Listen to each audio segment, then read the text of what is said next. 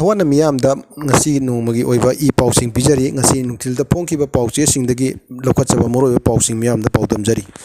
Agi truck mai thabada chenaba Kuki amata Phaba Yaroi haina kotune SP amdi army singda akanba wafam thamlakli. Community on tribal unity kotune sindu nangarang kangpokpida tongan ba Kuki singi civil society organization sing yawba achaw mifam ama pangthokre ngarang kotune sindu pangthokki mifam aduda tongan warep kaya sulauki warep sing adugi manungda haukiba jun taraga mapanda nagagi truck mai thabada chenaba Kuki sing phagani haina Senapati SP amadi army singna honarliba thorang asi khudakta handokadabani karigumba SP natraga army natrak phaba da chenaba Kuki sing phana na honarlabadi afabo oiroi hen kanma khongjang chingchangsin gani haina kotuna phongdroli loinana Senapati district alonitik ki thabok tawriba lanai mei amasung farm singna district aduda khundariba Kuki zo area singda makhal amatagi potchai yonba supply tawba amadi transaction amata tawba yaroi haina thamki wafam adu taraina logde Student Association asi Naga sing apex body amma nate aduna makhoigi wafam adu karisu khana ningai oide haina kotugi general secretary na social media thadrok pachirol aman hairi Manipur thogi birang athu matam loisillu haina tongan man tampaki mafam singda khongchat chatkre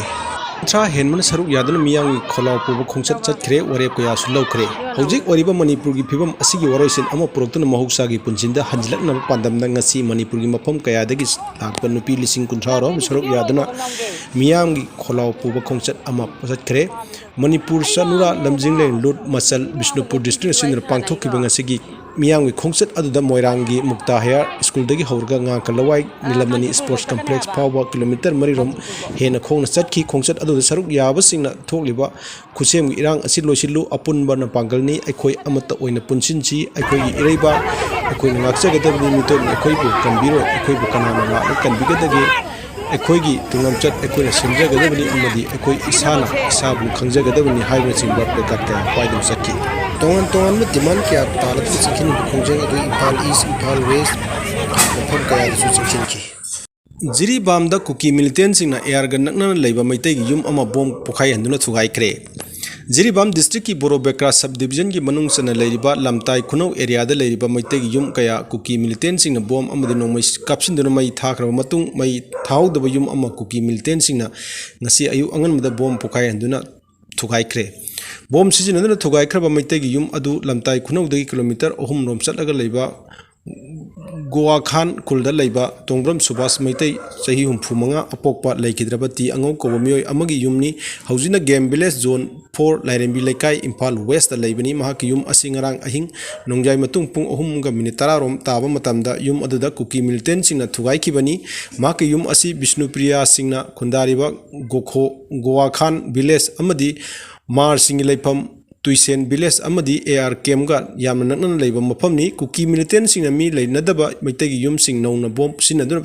thugaibagi thabak asi chatharakpadagi lamtai khunawdagi lanjenaraktuna relief camp ta sangjapam lawduna leiriba khunja sing masagi khulda hanjilhanaba honabada akiba poknare athuba matamda Manipur lengana jiribamgi irang kalliba mafam Borobekra subdivision gi manung chana leiriba lamtai khunawna sing mafam sing asi matik saba security thajinduna ngak senmagi thabak paikhat piu hairi ki thong ama tekpadagi truck ama tasin khiboglana driver yauna mioi ahum aso opan nangle ngasi ayuk pung 10 makhairom taba matamda Impal West district ki Sengmai police station na konba khurkhul amadi awang Sengmai phaunaba lambi da leiba yot ki thong ama telakpadagi man puba truck ama Turel tasin khibagaloina driver yauna mioi ahum sokle thodok asigi matangda press na phangwa pawgi matungina accident asida soklo mioi sing adu gari adugi driver Abdul Ali sahi kunthra mari leifam Assam mioi ani adusu mahaka truck adumukda langminaba Assam dagi ngaktani mokhoi ahumna tongna lakpa tata truck adugi registration number na MN01AG3113 ni truck adu tin seat mompak amadi atai potlam khara puduna lakpani thong adu telakpagi maram chapchana khangba ngamdrabasu truck adugi weight puba ngamdabadagi tekpo iramba yai hairi nakal amamda soklaba mioi sing thong tekpagi thodokta soklaba mioi ahumak rimsa pukatana laikan nakhre Congress ki lusing masing Delhi damak Impal thadokre Manipur thokliba lan asi athubada lusinanaba MP anina parliament ta puthokna lofam thokpa thodang sing lohangani haina kemega chandrana phongdokre Hayeng Jun kunga mari dagi haugadariba 19 suba parliament ki ahanma session asigi damak sem sabaga loinana Manipur gi Congress MLA sing AICC की लुचिंगबा कया गा दिल्ली दा उनरगुदमक इम्फाल थादोखरे खोंगसत असि अहानबो इनंगसी deputy Congress legislature party की थौपुरिबा MLA कांगुजम रंजीत अमसुंग कांग्रेस लेजिस्लेचर पार्टी की चीफ व्हिप ओरिबा MLA थोक्सोम लोकेश्वर दिल्ली दा इम्फाल थादोखरे मणिपुर की कांग्रेस की लुचिंगबसिंग दिल्ली दा चलिबा असि की मरु ओइबा मरमदी हयेंगदगी हौगदरिबा पार्लियामेंट सेशन असिदा मणिपुर की कांग्रेस की MP अनि हाइबदी डॉक्टर अंगोमचा बिमोल अकोइजम अमदी अल्फ्रेड के अथरना पार्लियामेंट मिफमदा मणिपुर थोलिबा लान असिगी मतंगदा पुखनबा सेम सागदौरी मसिगी दमक तमंगजनोना AICC की प्रेसिडेंट मल्लिक अर्जुन खारगे चेयरपर्सन सोनिया गांधी अमदी लोकसभा के ओपोजिशन लीडर राहुल गांधी का उनदुना मणिपुर की मतंगदा वफम कया पार्लियामेंट पुखत्तुना वातानगदौरी थौरांग असिगिदमक मणिपुर प्रदेश कांग्रेस कमिटी की प्रेसिडेंट कैसाम मेघचंद्र का पौमी खरग उनदुना वारी सानबा मतमदा हाय पार्लियामेंट की मिफम सिंगबा लाकपदा मणिपुर की चटकिबा MP अनीना मणिपुर की ओइबा वाफम पार्लियामेंट पुखत पीदे हाइबगी मियामना पेंदबा कया हानगी हौदुना लैरी मियामगी पेंदबा असि कोननबा मणिपुर की MP अनीना हौजिक मणिपुर थोलिबा लान असिगी मतंगदा चपचा वाफम पार्लियामेंट पुखनबा होनाहनगनी मसिगा मरी लेनना AICC की प्रेसिडेंट मल्लिक अर्जुन खारगे AICC की लुचिंगबा सोनिया गांधी अमदी ओपोजिशन लीडर राहुल गांधी का हान उनदुना मणिपुर की मतंगदा पार्लियामेंट MP अनीना पुखना वासिंग खननबा चटपनी हाइरी लेंगाकना लाइरबसिंगदा तिन मना येंथोकपगी थबक पिनाय ओइद्रे हाइन इप्सान फोंद्रोली ममांग थागी मे मंगादा मणिपुर अमुक्ता थोकिरिबा मोंगदा अकनम नोंगलै नुसित कलोनना चावरबा लेन कया तारक्तुन युम अमदी फार्म हाउस कया अमांगता थोक्तुना अवाब तारबा इमुंगसिंगदा मणिपुर लेंगाकना तिन मना येंथोकपदा पेनिंगाय ओइद्रे नुवाई याइफबा संग लैबा अमदी लेंगाकी एम्प्लॉयीसिंगदा तिन पिरम थेंगनरे हाइना International Peace and Social Advancement IPSA Thoubal branch की जनरल सेक्रेटरी S रणबीर मंगाना थादरोप चेरोल अमन हाइरी चेरोल असिन हाई मणिपुर लेंगाना मतेंग पांगनब लौथोखिबगी मतुंग इना मथौ ताबा फील्ड इंक्वायरी तौदुना तीन मना येंथोकपा हौरकपदा थौबाल डिस्ट्रिक्ट की ओइना डिप्यूटी कमिश्नर थौबालना महाकी मखा ताबा स्टाफ सिंग अमदी लोकल बॉडी की मिहुतसिंगदा नियम चुमना फील्ड रिपोर्ट पिखलकनबा अमदी लैता लाइरा मरु ओइना सेल थुंगी फिबम सोलबा इमुंग अमदी विडो इमुंगसिंगदा हाना तिन पीखिनबा अखनबा पौताक पीखिबा लैख्रबनी अदुबु मफम खरदा लोकल बॉडी की मिहुतसिंगना येंथोकनबा पुखिबा तिन मनासिंग अदु मखोई मखोई ओइबा इमुंग मनुंग सेल थुम मरांग कायना पाइबा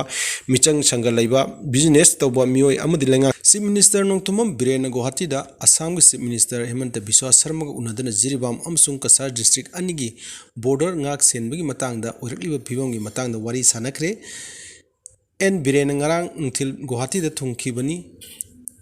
chief minister Nongthombam Biren ngarang nungthil गुवाहाटीदा थुंखिबनी महाकी खोंगचता मिनिस्टर एल सुसिंद्रो सुलोइनकी था असिगी तरुक्तगी जिरीबाम डिस्ट्रिक्ट खंगौदना इरांग थोरकपना जिरीबाम अमसुंग कसार डिस्ट्रिक्ट अनिगी ngamkhai ngak senbagi thabakta singnaba lak लिबा असिगी मतंगदा वा खननबा चीफ मिनिस्टर एन बिरेन गुवाहाटीदा चटखिबनी chief minister Nongthombam Biren Assam chief minister Himanta Biswa Sarma का उनखिबा अदुदा स्टेट अनिगी ngamkhai ngak senbagi अकनबा थबक लौखटपगा लोनना मिलिटेंट सिंग लाक्सिनबदा स्टेट अनिगी बॉर्डर दा मथौ तौरिबा पुलिस अमना अमदा मतेंग पांगबिनबसु खनखि ऑफिशियल सिंग सरुक यादुना स्टेट अनिगी लुसिंगबसिंग वारी सानखिबा अदुदा मणिपुर की इथनिक कन्फ्लिक्ट असि असमदा खुंदारिबा कांगलुप अनिगी मरक्ता इरांग थोरक्तनबा अकनबा थबक लौनबा अमदी इरांगना सोगलबसिंगदा पीबा याबा मतेंग सिंग